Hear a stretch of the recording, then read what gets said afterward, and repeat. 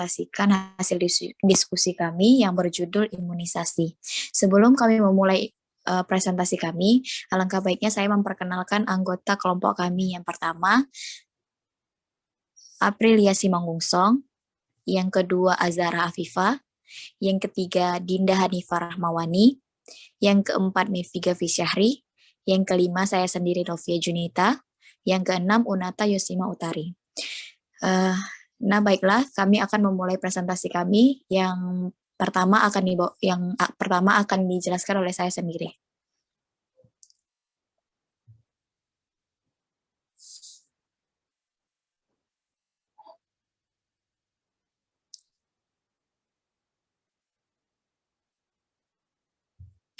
Definisi imunofilaksis. Imunofilaksis adalah pencegahan penyakit atau infeksi terhadap antibodi spesifik. Selain itu juga merupakan pencegahan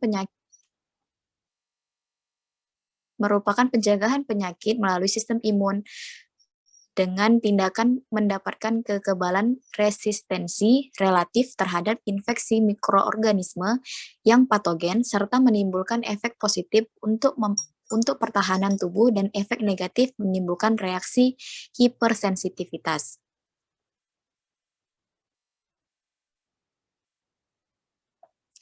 Pengertian imunisasi. Imunisasi merupakan kemajuan besar dalam usaha imunofilaksis.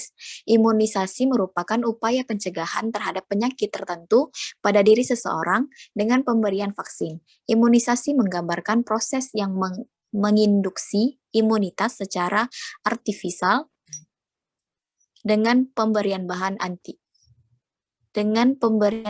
antigenik seperti anti-imunobiologis. Imunisasi dapat dilakukan secara aktif ataupun pasif.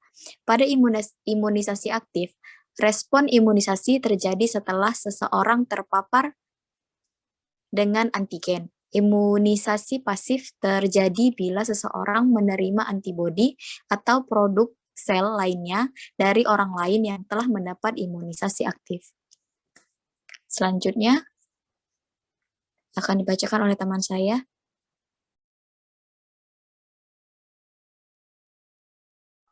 Baiklah, saya akan melanjutkannya. Manfaat imunisasi. Manfaat utama dari imunisasi adalah menurunkan angka kejadian penyakit, kecacatan, maupun kematian akibat penyakit-penyakit infeksi yang dapat dicegah dengan imunisasi. Imunisasi tidak hanya memberikan perlindungan pada individu, melainkan juga pada komunitas, terutama untuk penyakit yang ditularkan melalui manusia.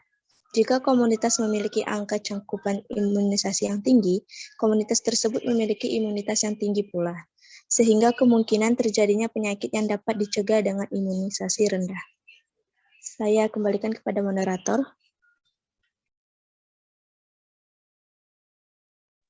Baiklah, selanjutnya akan dipresentasikan oleh Az-Zahra. Baiklah, selanjutnya ada respon imun pada imunisasi. Dilihat dari beberapa kali pajanan antigen, maka dapat dikenal dua macam respon imun, yaitu respon imun primer dan respon imun sekunder. Respon imun primer adalah respons imun yang terjadi pada pajanan pertama kalinya dengan antigen. Antibodi yang terbentuk pada respon imun primer kebanyakan adalah IgM dengan titer yang lebih rendah dibandingkan dengan respon imun sekunder. Demikian pula daya afinitasnya. Waktu antara antigen masuk sampai dengan timbul antibodi atau lag phase lebih lama bila dibanding dengan respons imun sekunder. Baiklah, saya kembalikan kepada moderator.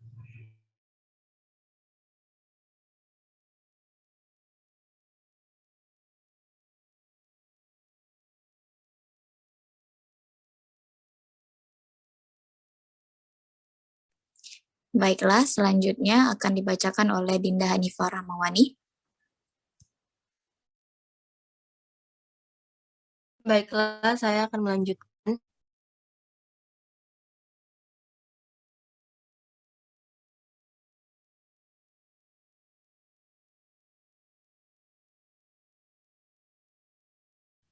Pada respon imun sekunder, antibodi yang dibentuk kebanyakan adalah IgG dengan titer dan afinitas yang lebih tinggi, serta fase lag lebih pendek dibanding respon imun primer. Hal ini disebabkan sel memori yang terbentuk pada respons imun primer akan cepat mengalami transformasi blast, proliferasi, dan diferensiasi menjadi sel plasma yang menghasilkan antibodi. Demikian pula dengan imunitas seluler, sel limfosit T akan lebih cepat mengalami transformasi blast dan berdiferensiasi menjadi sel T aktif, sehingga lebih banyak terbentuk sel efektor dan sel memori. Selanjutnya saya kembalikan kepada moderator.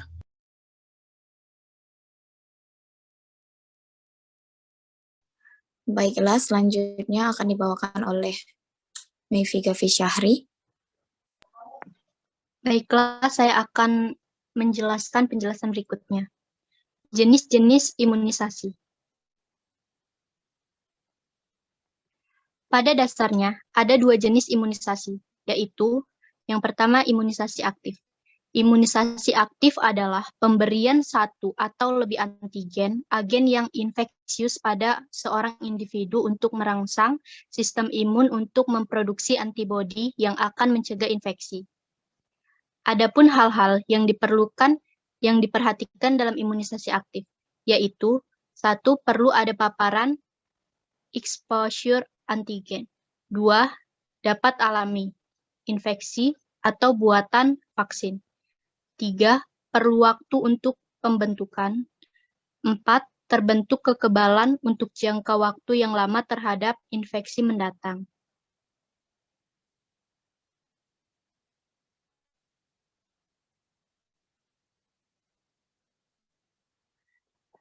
Imunisasi aktif terbagi menjadi dua macam, yaitu satu imunisasi aktif alamiah. Imunisasi aktif alamiah adalah di mana kekebalan tubuh akan dibuat sendiri oleh tubuh setelah mengalami atau sembuh dari suatu penyakit. Misalnya campak, jika pernah sakit campak, maka tidak akan terserang kembali. 2, imunisasi aktif buatan. Imunisasi aktif buatan adalah di mana kekebalan dibuat oleh tubuh setelah mendapat vaksin. Baiklah, selanjutnya akan saya kembalikan kepada moderator.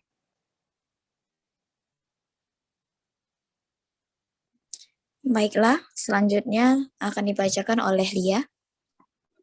Baik, saya akan melanjutkannya. Sini saya akan menjelaskan tentang imunisasi pasif. Imunisasi pasif adalah pemindahan antibodi yang telah dibentuk yang dihasilkan oleh host lain. Antibodi ini dapat timbul secara alami atau sengaja diberikan. Adapun hal-hal yang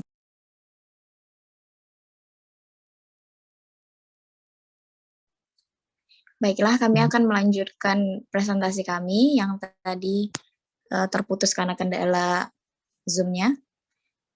Selanjutnya akan dilanjutkan oleh Meifiga Fisyahri.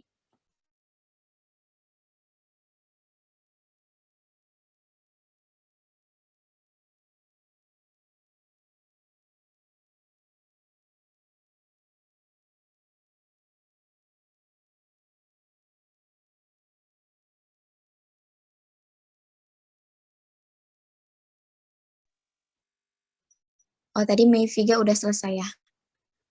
Selanjutnya akan dilanjutkan oleh Lia.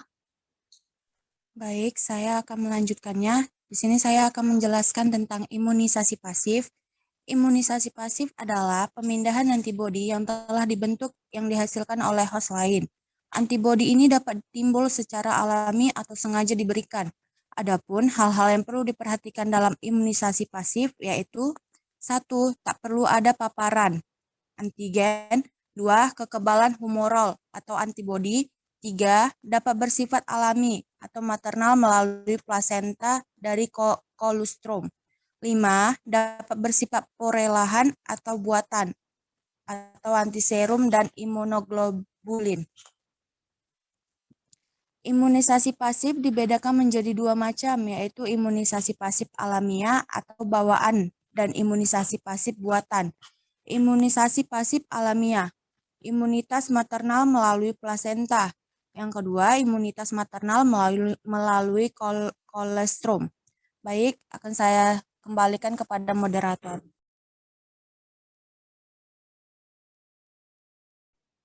Baiklah, sekian presentasi dari kami. Jika ada yang